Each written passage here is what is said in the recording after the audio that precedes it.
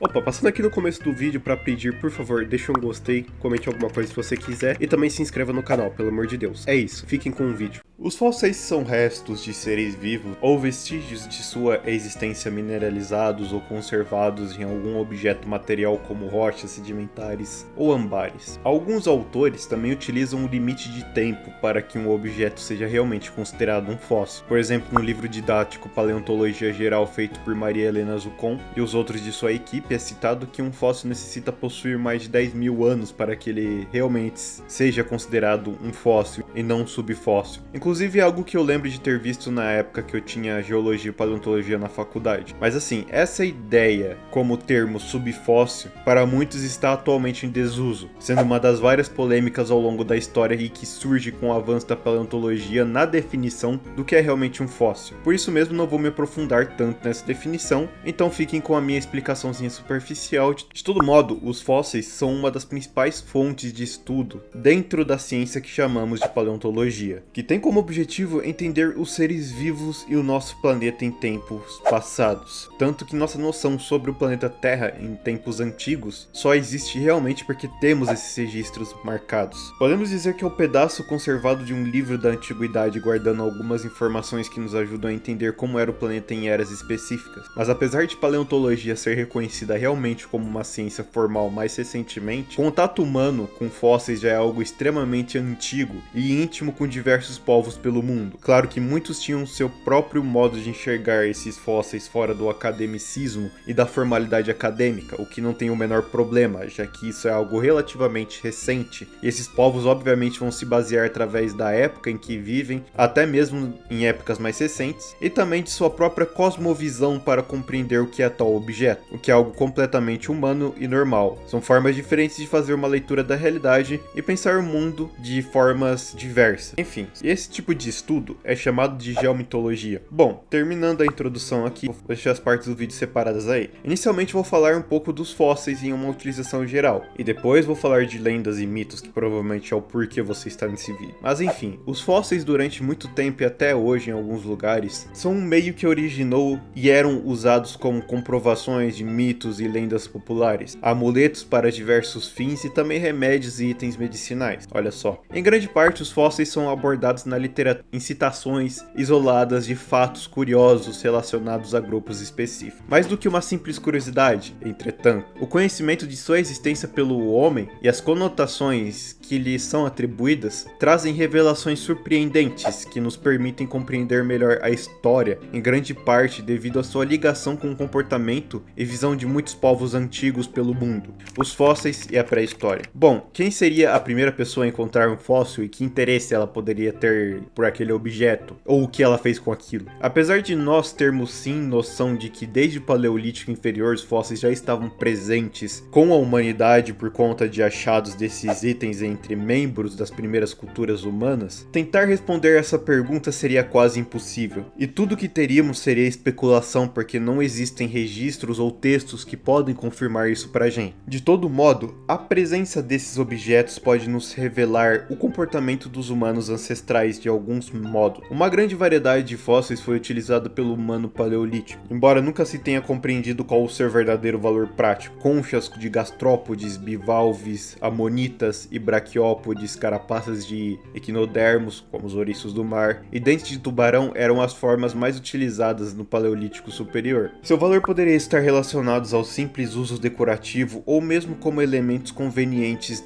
da composição de um colar. O exemplo mais antigo data de cerca de 100 mil anos atrás, de acordo com a publicação de Oakley em 1971. Um indivíduo pertencente à cultura europeia achelense, chamado assim por conta de Saint-Achel, não sei se pronuncia assim, próximo a Amiens, no norte da França, tinha como uma característica principal a produção de peças finamente talhadas. O exemplo no qual eu estou falando aqui trata-se de um raspador produzido com uma carapaça silificada de um equinodermo do Cretáceo, cuidadosamente trabalhado de modo que sua área central, onde se encontram os 5 ambulacros, que são as estruturas locomotoras desses animais, permaneceu intacta. Se a pessoa que produziu a peça teve ou não preocupação com a preservação dessa área, alertando e impressionado pelas marcas dos ambulacros, é uma questão que permanece em dúvida. Segundo o mesmo autor da publicação, a presença de sílex na região onde o raspador foi encontrado, Saint-Just-de-Marais, é bastante frequente e as marcas enfileiradas numa das faces do artefato não teriam necessariamente induzido o artífice, a Chaulense, a escolher esta peça para produzir seu raspador. Entretanto, pode-se admitir que o estranho padrão das marcas em sua superfície tenha provavelmente influenciado na sua escolha. E apesar de que, sim, existir dúvidas em relação à escolha desse objeto específico por sua característica, outras ocorrências indicam um certo interesse por objeto com essas formas, sendo talvez uma preferência puramente estética ou talvez até possuindo um significado mítico.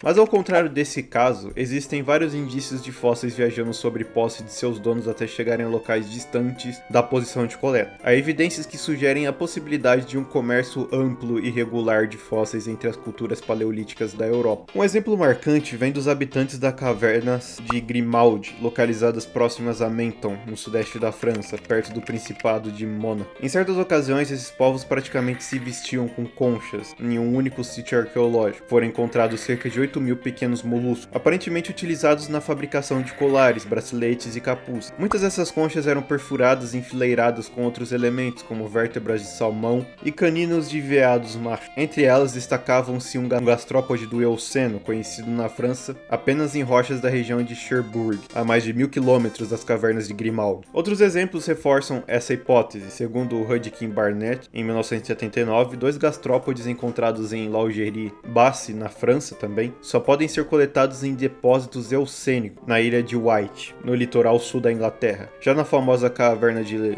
Lascaux, não sei como se pronuncia isso, eu não sei francês, próximo a Montignac, no sudoeste da França, foi identificado um gastrópode da espécie Siphomenapi, encontrado apenas em camadas pliocênicas da ilha de Man, no mar da Irlanda, e em Wexford, no litoral sudeste da República da Irlanda. Entre os casos mais impressionantes destaca-se um trilobita do gênero Dalmanites, do período siluriana, encontrado nas camadas magdalênicas de Arcy-Sercourt, na França. O fóssil apresentava uma perfuração sugerindo que foi usada como ornamento. No entanto, sua origem remonta a camadas fossilíferas situadas na Alemanha, a mais de 2.000 quilômetros a leste do local onde foi descoberto. Não apenas para uso ornamental, como os fósseis também possuíam uso medicinal para alguns povos na antiguidade, e na era medieval também. Para quem não sabe, âmbar é basicamente um pedaço de resina fossilizado. Eles são fascinantes também por ser um lugar onde se registra de forma bem conservada de animais fósseis ou partes deles. Um exemplo talvez não tão conhecido é de um tardígrado fóssil encontrado em um âmbar, mas não vou me aprofundar nisso porque é tema para um vídeo futuro. Enfim, voltando ao assunto, poderia ser empregado em diversos tratamentos, alguns dos quais atuariam na cura da dor de garganta, na remoção de resíduos dos olhos, no desenvolvimento da dentição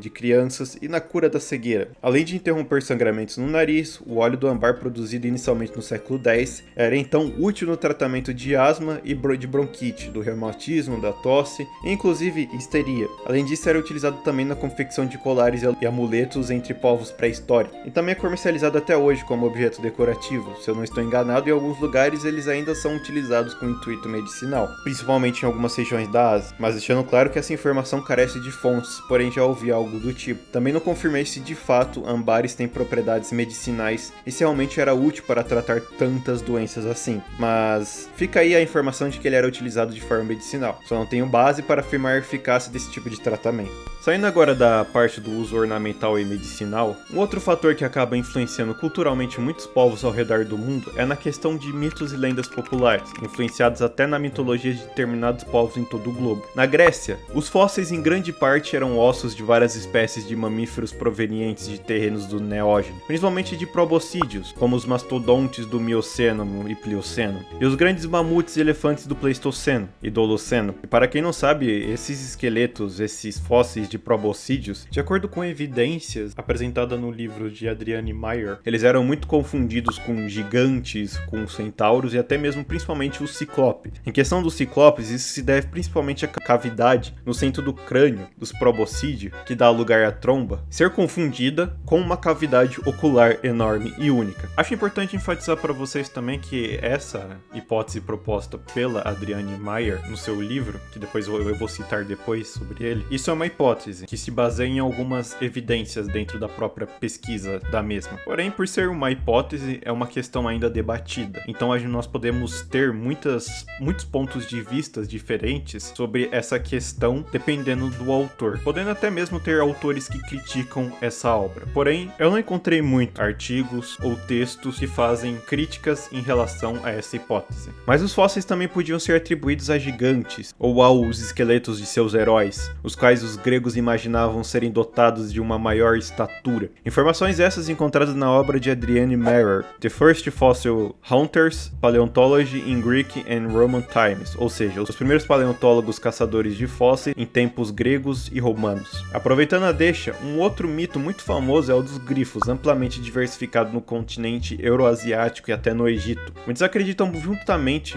na teoria proposta também por Meyer em uma de suas obras, que diz que provavelmente o grifo surge por conta de fósseis de Protoceratops encontrados no deserto de Gobi. Meyer sugere que comerciantes da Rota da Seda teriam descoberto esses fósseis e disseminado histórias sobre criaturas com bico e corpo quadrúpede, que inclusive foram incorporadas na mitologia grega. Porém, um artigo publicado em 2024 por Wheaton e Ring apresenta uma visão extremamente crítica a essa hipótese por muitas razões, afirmando ser uma afirmação sem muita base e também que só espalhou porque, querendo ou não, é uma hipótese que parece interessante aos olhos da maioria das pessoas. Mas enfim, as razões pelas quais esse texto foi criticado se deve principalmente à ausência de evidências concretas, a hipótese de Meyer carece de provas arqueológicas e históricas que liguem diretamente Protoceratops à mitologia do grifo, as conexões sugeridas entre o formato do crânio do Protoceratops e a iconografia dos grifos são seletivas e não explicam discrepância anatômica importante, o comércio de artefatos com imagens de grifos já existiu antes do período proposto por Meyer para a disseminação dessas lendas via Rota da Seda, a representação de grifos antecede um século de qualquer possível contato grego com fósseis de Protoceratops, o grifo sempre foi retratado como uma fusão de águia e leão sem características anatômicas que realmente se assemelham a Protoceratops, algumas representações antigas mostram grifos com hábitos como construção de ninhos, o que é interpretado por Meyer como uma referência a fósseis de ovos de dinossauros. No entanto, há representações desses comportamentos séculos antes do contato dos gregos com a Ásia Central. E por fim, a hipótese de Meyer pressupõe que povos antigos encontravam esqueletos completos de Protoceratops expostos na superfície do deserto. Algo improvável considerando que a maioria dos fósseis requer escavação, então encontrar um fóssil completo na superfície é algo praticamente improvável, extremamente improvável. Mesmo em sítios fossilíferos ricos, a identificação de ossos como pertencentes a uma criatura inteira exige conhecimento especializado, algo pouco provável para aqueles povos sem treinamento paleontológico. Enquanto os gregos da antiguidade associavam os fósseis de vertebrados a heróis e personagens mitológicos clássicos, por milhares de anos os chineses os consideravam como cestos de dragões, sendo regularmente coletados e reunidos para serem empregados como remédios. Os ossos de dragões tinham como fonte principal o distrito de Paute-Hsian, em Shanxi, no noroeste da China, compreendendo ossos e dentes de mamíferos fósseis coletados em camadas argilosas do Plioceno inferior, as quais eram exploradas pela população local, completando assim o trabalho sazonal, as quais eram exploradas pela população local na agricultura. Como os dragões eram considerados guardiões do imperador, os homens mais abastados utilizavam os ossos convencidos de que assim teriam a ajuda do dragão. A interpretação relacionada à figura do dragão também ocorreu na Europa, podendo ainda ser observada através das inúmeras esculturas existentes em construções do século XVI ao século XVIII. Uma das esculturas mais extraordinárias e frequentemente citada na literatura corresponde ao monumento de Lidurn, datado do século XVI e exposto em Klagenfurt, cidade situada ao sul da Áustria. Foi descrito brevemente sua interessante história.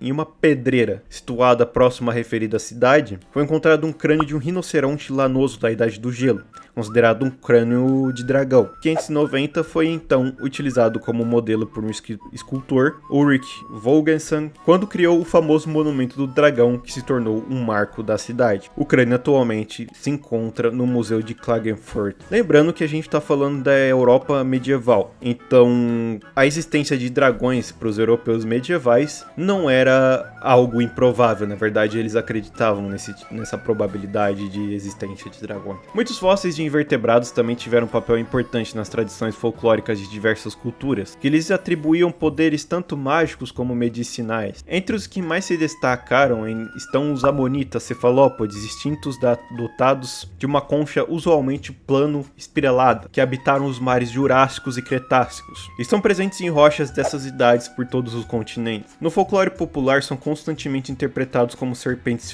petrificadas, e vários são os mitos que envolvem. Segundo Basset, em 1982, as conchas dos amonitas são familiares ao homem desde provavelmente antes da Grécia Antiga. Aos gregos, sua forma lhe lembrava os chifres ou cornos enrolados do carneiro, animal tratado como um símbolo sagrado e particularmente associado ao deus Júpiter Amon. Os exemplares de amonitas tornaram-se então conhecidos como corno-amones, cornos de Amon, e somente denominados como amonitas na terminologia científica numa fase posterior. Na China, os cefalópodes enrolados também eram comparados aos chifres então denominados jiaoxi, ou chifres de pedra. Na Inglaterra eram associados à forma de serpentes e por isso mesmo ficou conhecidos como serpentes de pedra, snake stones. Na Índia, durante o século V, os amonitas jurássicos da família Pericificitidae são reverenciados como a incorporação do deus Vishnu, sendo ainda hoje comercializados através do país como artefatos religiosos. Agora que estamos no final do vídeo, porque, bem, esse vídeo ficou meio longo, bruto dele pelo menos, olhando aqui agora, algo interessante é que não são apenas animais fósseis que são utilizados na criação de mitos, como animais existentes e recentes como os tigres, que possivelmente inspiraram a lenda persa das mantícoras. Essa espécie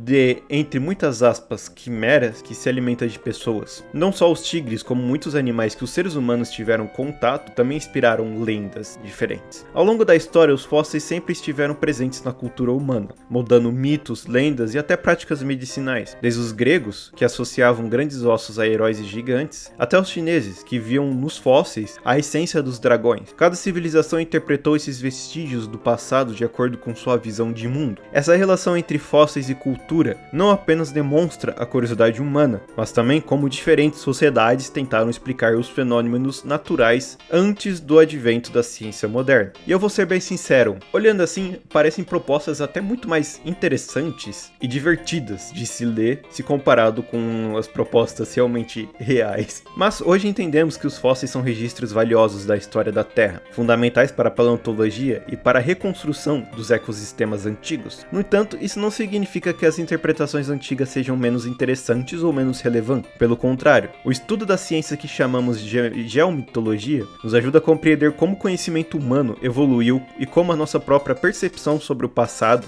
é construída. Enfim, rapaziada, este aqui é o final do vídeo. Muito obrigado se você acompanhou nós até aqui. Eu agradeço muito, já que o tempo assistido de vídeo conta bastante pro engajamento. Novamente, se você gostou, dá um gostei aí, comenta alguma coisa relacionada com o vídeo, se você gostou. E também, se você gosta e tem pessoas que gostam desse mesmo assunto, também compartilha aí com essa rapaziada, que vai estar me ajudando bastante. É isso, rapaziada. Muito obrigado e até mais.